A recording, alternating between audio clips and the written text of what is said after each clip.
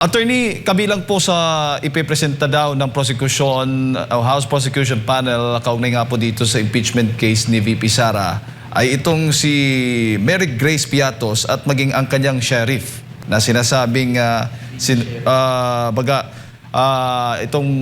itong dalawa, attorney, ano bang masasabi po ninyo dito? Well, in the case of Mary Grace Piatos, is that is a confidential informant, no? And therefore, there is a problem if that person attends, no? And actually, ito yung tatawag na parang sa social media, parang clickbait nila ba? If she doesn't attend a certain Mary Grace Piatos, then hindi para talaga siya existing. So, ibig sabihin, may kasalanan dahil na-misuse yung confidential funds. But actually, as I understand, Mary Grace Piatos is a real person, pero pseudonym lang niya yun because nga as a confidential informant, hindi nila dapat sabihin ang tunay na pangalan. Now, the risk here is that if that person will be presented, no, the real person behind the name of Mary Grace Piatos, that would be dangerous. Marami na pong mga incidents na yung mga confidential informants, may nangyaring pinapatay po, tapos ginagawa ng paraan na likidahin at hanapin, no? So, that would be very dangerous. I do not know, and you know for a fact that sino po interested talaga malaman ito sa kanila. Yung mga confidential informants na ito is of course yung side na interested na pinaprotektahan po yung activism at saka pag-recruit ng mga bataan para dalhin sa mountains, no?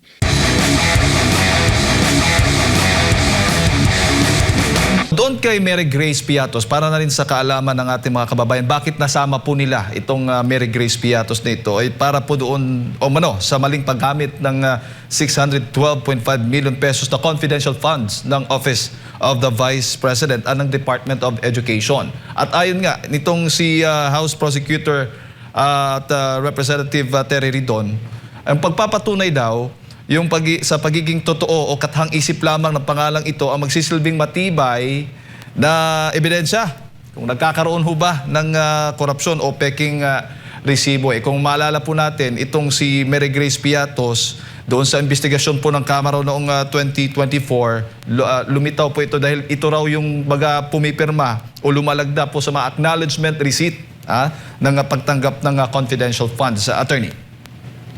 Well, as I understand is that ganito po yan. There is a certain Mary Grace Piatos, pero pseudonym ang ginamit niya. It is a real person because she accepts money. And I believe that this person is a confidential informant under sa DepEd noon. Okay, let's go back. First is that we know for a fact that the confidential funds given to the DepEd kay Vice President Sara noon, hindi po yun requested but given from the funds ng Presidente. Okay, share yan sa'yo. Tapos binigay, malapit na, 11 days lang maubos, no? So, we know that fact. Now, bakit po merong kailangan na investigate or magkaroon ng intelligence sa mga eskwelahan? Because, number one, alam po natin na yung po mga bata, lalo sa mga state universities, nare-recruit po para po pumunta sa bundok ng mga NPA, para maging NPA. We have seen yung 19 na namatay and other mga children mga bata, no? I will not say children, mga bata pa, mura pa ang pag-iisip. Kasi yan po yung mga bata na yan kasi ang kanilang silakbo ng damdamin malakas, no? And kanilang sense of maturity hindi pa po ganap, no? So ibig sabihin, yun po ang kanilang i-manipulate, ito pong grupo ng mga NPA, and then they will recruit them and bring them to the mountains. Kaya nga nangyari, maraming mamatay. So I believe that one of the reasons for this confidential funds is to infiltrate this, no? Hanapin, magkaroon pa anong nangyari so that the government could prevent this from happening. Now, we have seen the Tacloban incident. And we know of a fact that needed din part of that the if the DepEd has a confidential funds on this purpose, could be used and utilized, no? Not only to gather information through yung mga confidential informants, but to stretch the intelligence networks to determine and prevent this kind of issue. So, ibig sabihin po, correct po yan. Allowed po talaga dapat yan, no? Kasi the president himself, kung siya magawa, pwede man. Ang ginawa lang niya, dinelegate lang niya doon kay BP. Nagkataon kasi siya ang Deputy Secretary. But he has that confidential funds to do that, no? To give it to hanapin niya doon para pasukin yung mga sa DepEd or sa mga schools and everything, no? So what I'm trying to say is that this person na kung tumatanggap po, siya po yung nabibigyan ng information, siya po yung nakakaalam po kung anong nangyayari, tapos nakaka-provide siya ng magagandang mga intelligence para ma-prevent yung mga ganitong bagay, kailangan magamit po siya ng pseudonym, yung hindi totoong pangalan. So sa gayon po, maprotektahan din siya kasi pag malaman po ito totoong pangalan niya at mag-leak, pwede po nga siyang ipapatay or ihahunting nitong mga grupo ng NPA na naapektahan sa kanyang mga confidential information. And tingnan po ninyo, sino po ang mga interested na talagang malaman kung sino to siya. Yun pong member ng Makabayan Blocks na meron pong alignment doon sa armed conflict, no? So, like Terry Redon, he is a Makabayan, no? And he is part of this group, no? Na kung nag-advocate o parang nag-affiliate, no? Doon sa armed conflict. So, yun ang aking nakita, no? Na parang the main reason kung bakit na-represent. Mali yung term na advocate, no? Ang meaning ko sa yung parang nakalin po doon. Nakalin po sa ganyang causes.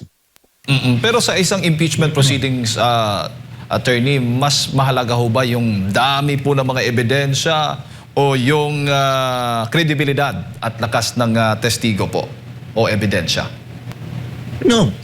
Actually, yung mga evidence na marami is because kagagawan din nila. Kagagawan because they claim about this unexplained wealth, misuse. Marami talagang mga kumbaga, documentary evidence, not necessary na dapat malaman. But with respect to your question, kung paramihan ba ng ebidensya is mananalo ka? No.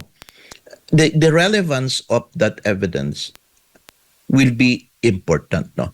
And ibig sabihin po ng relevance, yung connection po talaga na magpatotoo sa kanilang mga allegation. It must be a direct and real evidence to prove the fact that indeed there was a commission of an offense or wrong by the Vice President. Because otherwise, kahit anong kapal po ng ebidensya mo, kung wala naman yan siyang relasyon, no? Ito we talk about both the prosecution and defense. Kung wala naman siyang relasyon sa nirereklamo po, hindi po yan siya papayagan.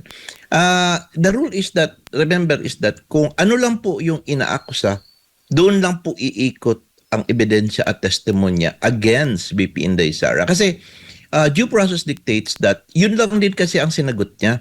Now, if you will introduce evidence outside that would be objectionable or violation of due process and the rules on presentation of evidence, no, under the rules on evidence. So, ibig sabihin, objectionable siya. So, alam po namin yan, in the lawyers are that we are just contained, no, with respect to those matters that we can prove doon sa aming allegation. Pag sinabi naming ikaw ay yan siya ay hindi maganda, dyan lang po kami mag-ikot sa story yan. We cannot discuss and bringing other people or other matters that are not included in that particular allegation or accusation against that person.